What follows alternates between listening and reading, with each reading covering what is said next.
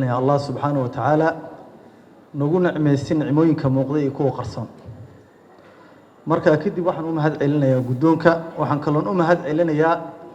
guddiga labada guddi ee kan madax banaan iyo kan kalaba oo xaqiiqdii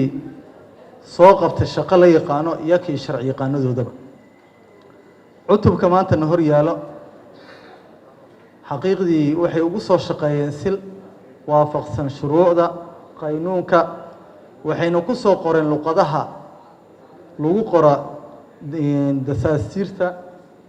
waxayna ka ilaaliyeen wax badan oo aqdaa oo iska hor imaan lahayd waxaan rabaa guddoomiyaha guddoonka baarlamaanka iyo guddigaba inaan u soo jeediyo dastuurku waxaa hadda la daafura ama laga shaqeynaya xilli dalku uu dagaal uu ku jiro lanana dagaalamayo fikir xag jir ah oo qaldan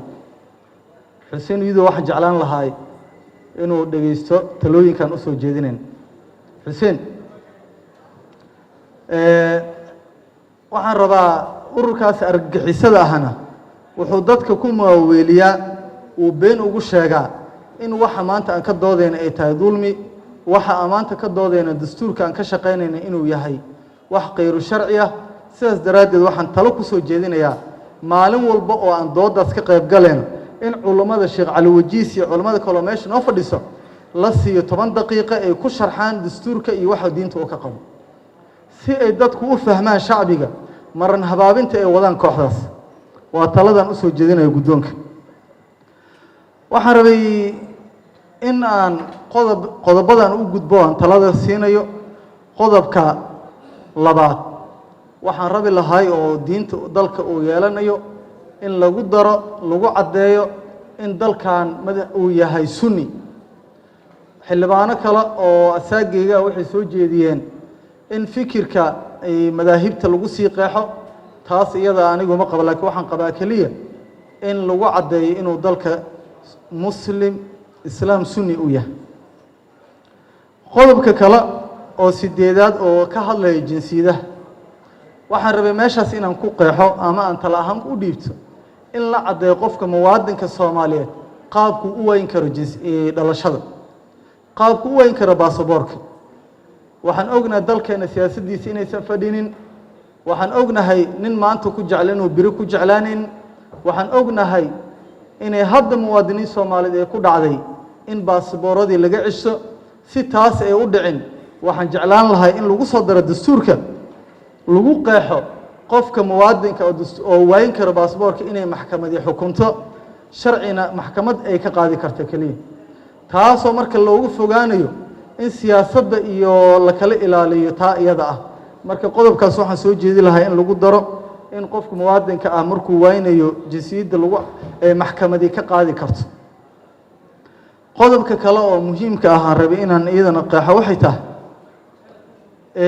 gabdhaheena Soomaaliyeed oo runtii abaal iyo nagu leh ixtiraam diinteena islaamkana markay gabdhaha ka hadlaysay ay siisay meesha ugu sareysay waxa xasuusataan nabiga sallallahu alayhi wasallam markii murugada tiiraanyada walwalkay walbahaarka uu la diris noqday guriga inuu galay hoos iskaga soo xiray qofka koowaad oo u qalbi qaboojiyay shaqadiisa inuu hore ugu sii socdana amar ay ku dhiirigeliyay waxay ahayd qof dumar ah ayay ahayd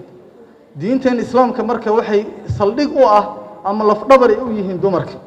sidaas daraaddeed codkayga waxaan leeyahay dumarka xaq bay u leeyihiin inay systemka dowladnimada qayb ka noqdaan laakiin waxa su'aasha mudan waxay tahay dastuur marka la qorayo dadka sharciga yaqaanaha qoree laguma qoro qoondo 30 ah sharci yaqaanadu oo weydiin kartiin maxaa yeelay dastuurka inuu isjibi lama rabo dastuurku wuxuu leeyahay qof walba oo muwaadin Soomaaliyeed wuxuu xaq u leeyahay inuu tartamo gabar iyo wiilba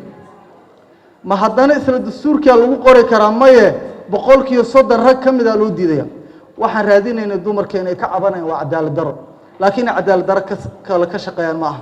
tusaale ahaan wiil iyo gabar isla dhashay wiilkii gabadha dastuurkeena wuxuu leeyahay xaq waxay u leeyihiin gabadhuna ay xaq u leedahay wiilkana uu xaq u leeyahay inay tartamaan dalkana ay u sameeyeen xilalkooda waa cadaalad masana ma waxa cadaalad ah marka wiilka ma tartami karo gabadha tartami karta maya gabadha tartami karta wiilka ma tartami karo labadaas cadaaladood tii saxa dastuurka lagu qoraa marka dastuurka guddiga iyo sharci qaanada iyo qaynuunka iyo dadka sharcigan ka shaqeynayba amaan iyo bogaadinay mudan yihiin si la yaqaano oo luqad sharciyadeena ku soo qoreen waxaan soo jeedinayaa dumarka xuquuqdooda waa waajib in la siiyo baarlamaanka inay ka mid noqdaan golaha wasiirada ka mid noqdaan heykalaha dawladda ay ka wada noqdaan laakiin qaabka hadda wax u raadinayaan qaab qaynuunna ma ahan qaab sharcina ma ahan meelay ugu taalana ma ahan cadaalad dare intaas la egna lagama shaqayn karo waxaan leeyahay aad iyo aad u mahadsantihiin labada guddi iyo sharci qaanadoodaba mana wax la aqbali karo oo la dhihi kara laba isla dhalatay midna ha tartama midna yuusan tartamin aqligaas cidda aqbalayso oo hore ugu socon karta meelna la soo istaagi kartana iyadana waa su'aal meesha ku jirto aad iyo aad u mahadsantihiin wabillahi tawfiiq